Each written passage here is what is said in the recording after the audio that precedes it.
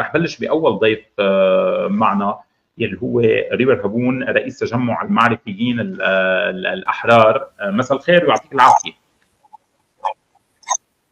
مساء النور، تحياتي لك ولجمهورك. رح بلش معك. كنا عم نفصل شوي التقارير الامريكيه بخصوص سوريا اللي صدرت هيدا الاسبوع. رح بلش من الاخر، هل من تبدل بالسياسه الامريكيه تجاه السلطه الانتقاليه في دمشق؟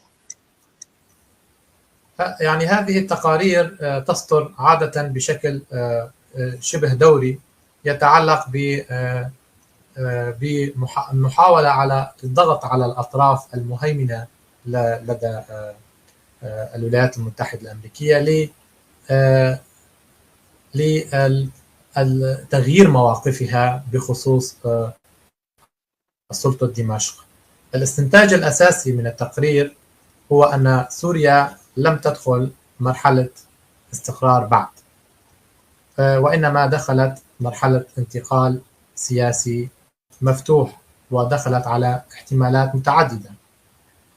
التقرير يشير أيضا إلى أن لم يعد هنا من المهم أيضا التحدث عن الانتهاكات، وإنما التحدث عن المستجدات التي ظهرت بعد الأحداث الأخيرة المتعلقة بجبهة بالضحايا الذين قتلوا على يد أزلام تلك السلطة الحالية، وخاصة الفصائل الموالية لتركيا بشكل مباشر. والتقرير لا يتحدث عن نهاية العنف، بل عن إعادة تشكل العنف داخل بنية دولة ما تزال غير مكتملة.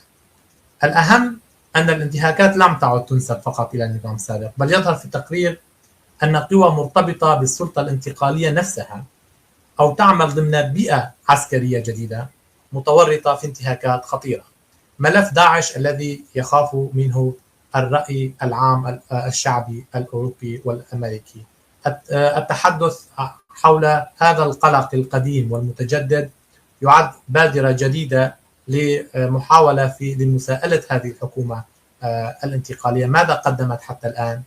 ماذا قدمت غير المزيد من الانتهاكات والمزيد من الفشل؟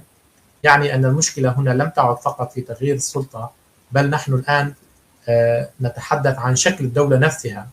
سوريا اليوم ليست دولة ما بعد حرب، بل دولة ما بعد نظام، ولم تصبح بعد دولة ما قبل استقرار. هناك تحسن سياسي في الشكل، لكن على مستوى البنية لم يحدث تحول جذري. سقوط النظام لا يعني تلقائيا سقوط منطق العنف، بل في حالات كثيرة يعيد إنتاج نفسه بأدوات جديدة.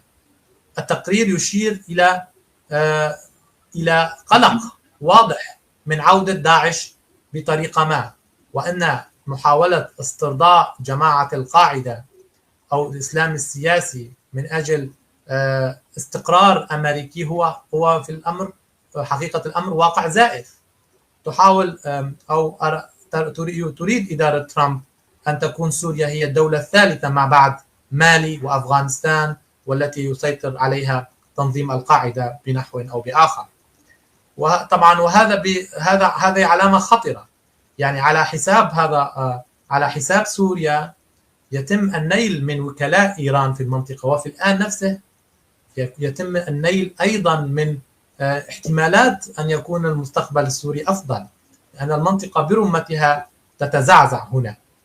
إذن انتقال العنف هنا بات من صراع السلطة إلى صراع المجتمع، والتغيير فقط حاصل في الواجهة لكن ليس بعد في قواعد اللعبة.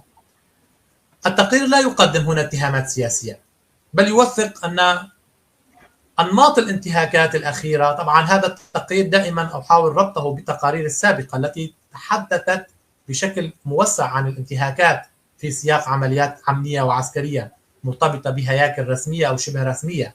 وهنا المشكلة ليست في الأفراد فقط، بل في غياب آليات محاسبة شفافة وغياب وضوح في سلسلة القيادة والمسؤولية. أي دولة لا تستطيع ضبط أدواتها الأمنية تفقد تدريجيا قدرتها على احتكار العنف. طيب بالتالي بعد هذه التقارير بظل الأمر اللي عم توثقه بسوريا، ماذا سيتغير في السياسة؟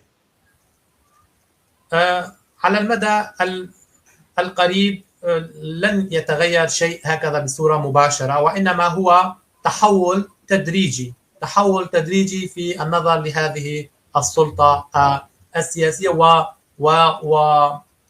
والمطالبة بإعادة النظر في تقييم هذه السلطة. التقرير رسالته الأساسية هي إعادة تقييم هذه السلطة في دمشق.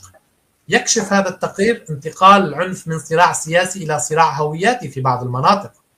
حين تصبح الهوية معيارا للقتل أو الاستهداف، فهذا يعني أن الدولة لم تعد محايدة بالكامل بين مواطنيها.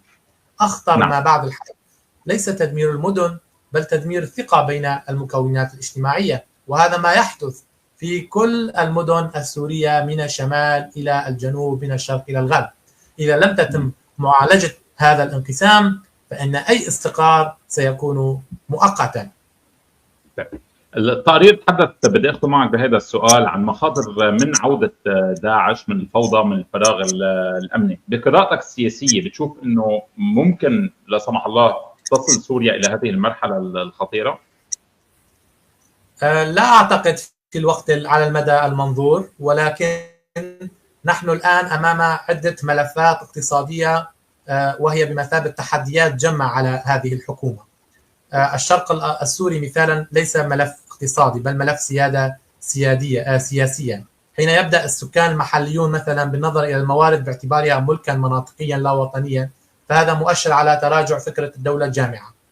النفط في دير الزور لم يعد مجرد ثروة، بل أصبح رمزا لمن يملك القرار على الأرض. واليوم قناة روداو الكردية نقلت خبرا عن قيام بعض الأهالي بمحاولة سرقة البترول، أو بمعنى آخر بأن هذا البترول هو في أرضهم ولهذا هم أحق به، وهذا يفسر فقدان الثقة بهذه الحكومة. المظاهرات التي تحدث في الرقة بين فترة وأخرى، وكذلك المثال الأبرز القضية الكردية التي لم تعد قضية أمنية فقط، بل أصبح جزء من سؤال شكل الدولة السورية المقبلة. هناك اتفاقات سياسية من جهة، لكن على الأرض التنفيذ محدود، ما يعني أن مستقبل العلاقة بين دمشق والإدارة الذاتية ما يزال غير محسوم. وجود قوى محلية منظمة في الشمال الشرقي مقابل مركز سياسي ضعيف يخلق معادلة تفاوض مستمرة لا حسم فيها. المعادلة الكردية بطبيعة الحال ليست انفصالا مقابل وحدة، بل نموذج حكم مقابل نموذج دولة. المسألة إذن هي مناقشة شكل الإدارة السياسية والحقوق والتمثيل، وهذه المناقشة باتت على نطاق واسع ولا يخص فقط تفاوض الكرد مع هذه الحكومة. نعم، الاستقرار في هذه المنطقة لن يأتي من القوة فقط، بل من صيغة سياسية قابلة للتعايش. وأخيرا أقول أن سوريا اليوم ليست في نهاية حرب، بل في بداية إعادة تعريف معنى الدولة نفسها. والتحدي ليس فقط وقف العنف، بل بناء عقد سياسي يشعر فيه جميع السوريين أنهم جزء من كيان واحد، لا مجرد مجموعات تعيش فوق أرض واحدة. فالدول لا تقاس بسقوط أنظمتها، بل بقدرتها على تحويل الصراع إلى مؤسسات والذاكرة إلى مصالحة. نعم، شكرا لك رئيس تجمع المعرفيين الأحرار ريبر هون على هذا اللقاء. يعطيك ألف عافية.